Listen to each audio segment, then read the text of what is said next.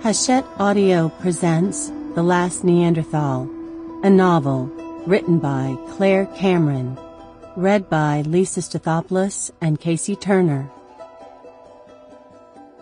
Our deeds still travel with us from afar, and what we have been makes us what we are.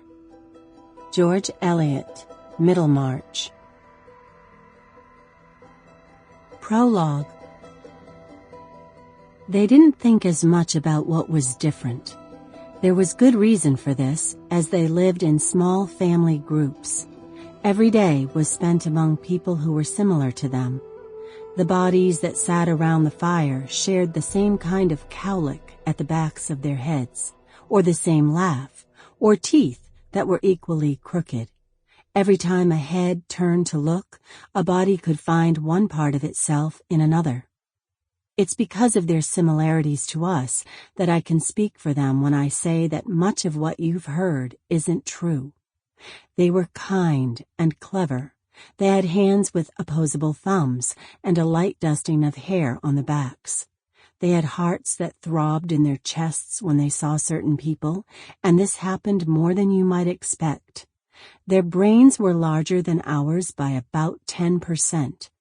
Many of us have inherited up to 4% of their DNA, and now that both genomes have been sequenced, we know that theirs differed from ours by only about 0.12%. To be fair, these slight variations are significant. They had a sensitive patch of skin on the gums above the front teeth. By curling up the top lip, they could feel the heat of a body from a mile away. Their ears could pinpoint where a drop of water had fallen in a pond long after the ripples were gone. Their eyes could see the unique pattern of bark on each tree, and this allowed them to tell one from the next, just as we can with human faces. If they knew I was telling you this, though, it would embarrass them.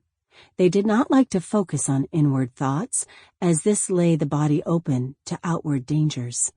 They would hold up a hand, lower their eyes, a slight pink to the cheek. If they were still alive today, they would want to make clear one pressing point.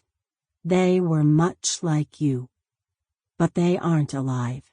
They are extinct. The knowledge that something is extinct often leads to worry. You are probably already feeling guilty because you assume that I'm about to place the responsibility for their end on modern humans. We compare ourselves. Sample complete. Ready to continue?